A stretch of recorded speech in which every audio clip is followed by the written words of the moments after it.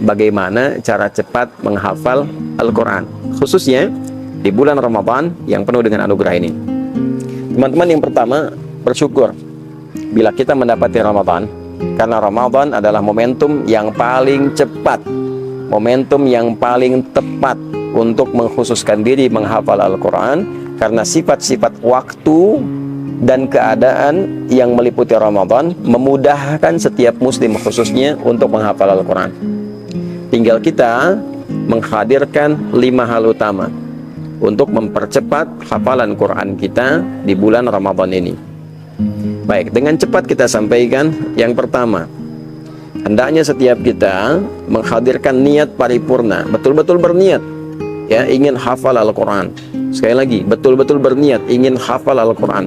Tanamkan niat dalam jiwa kita, dan niat inilah yang akan menjadi pondasi awal, pondasi yang paling kuat, supaya dengan pondasi itu kita bisa berpijak dan memberikan motivasi yang kuat dan kokoh agar kita mampu optimal bisa mewujudkan apa yang kita harapkan dengan hafalan Quran tadi. Ini yang pertama. Yang kedua, teman-teman sekalian, setelah kita berniat, maka mintalah kepada Allah untuk mendapatkan pertolongan di sisinya. Ya, minta kepada Allah supaya dimudahkan. Misal, ada doa yang paling populer dari Nabi SAW yang bisa kita bacakan, dan tanpa kita sadari doa ini sebetulnya salah satu rangkaiannya memudahkan kita menghafal Al-Quran. Ya, doanya yang dimaksudkan adalah Allahumma a'inni ala dzikrika wa syukrika wa husni ibadati.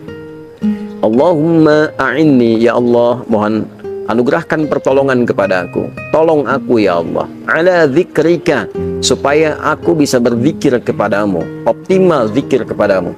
Kemudian syukrika, untuk syukur, wa husni ibadatik, untuk ibadah. Ini aspeknya luas sekali. Ya, saya terangkan dari satu bagian yang zikirnya dulu.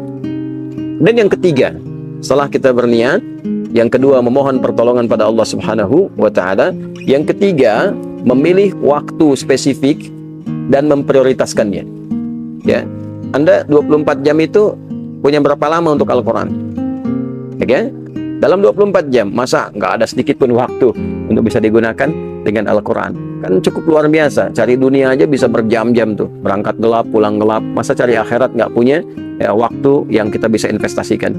Nah, misal, saya dari 24 jam punya waktu 1 jam. Ya, kapan 1 jamnya? Apakah sebelum subuh? Ya kan? Apakah misalnya setelah tarawih? Ya, ambil waktu yang sangat singkat, atau bagi 2. Saya mau ambil setelah subuh setengah jam lagi setelah tarawih, dibagi 2 bagian. Ya, maka setelah Anda menetapkan 1 jam itu, taruhlah dibagi 2 tadi, jadikan sebagai prioritas. Ya, kalau sudah prioritas, artinya sudah tidak bisa diganggu gugat. Ya, tidak bisa diganggu gugat. Kalau sudah pada waktunya, itu hanya untuk Al-Quran saja. Yang lain menepik. Ya, maka silahkan ditata ke waktu-waktu lain. Bila ada darurat kemudian terpakai waktu itu, maka silahkan diganti di waktu yang lain. Yang terpenting adalah konsistensi Anda menempatkan 1 jam sehari bersama Al-Quran, itu bisa optimal.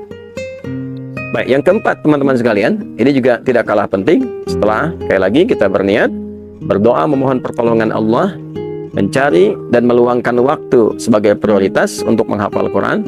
Yang keempat, ini menjadi bagian yang terpenting untuk memulai, mencari guru yang baik. Ya? Mencari guru yang baik. Nah, ini penting karena Quran itu sampai kepada kita dengan metodologi talaqi. Ada guru membimbing. Ini menjadi dasar kemu'jizatan terbesar, salah satunya untuk Al-Quran. Sehingga dengan itu terjagalah Al-Quran itu. Ya, baik itu bacaannya, pun demikian juga tulisannya di mushaf. Jadi teman-teman, cari guru yang baik, yang bisa mengecek bacaan kita, yang bisa kita dengar sebelum kita baca, sehingga nanti ketika menghafal, kita menghafal yang benar. Jangan sampai menghafal yang salah, ya, yang dengan itu membutuhkan perbaikan yang panjang, sehingga lelah kembali waktu untuk mengulangnya, untuk memperbaikinya. Dalam kondisi sulit mendapatkan itu semua, ya, misal saya agak kesulitan mendapatkan guru yang tepat dalam kondisi kekinian. Sekarang fasilitas sudah mulai banyak. Ada murattal misalnya, ya, caranya nanti secara spesifik bisa Anda dengarkan dulu. Ya, setelah Anda dengar, ikuti bacaannya baik-baik, gitu kan. Nah, setelah itu, setelah merasa baik, merasa benar, baru kemudian kita coba untuk memulai hafalan kita.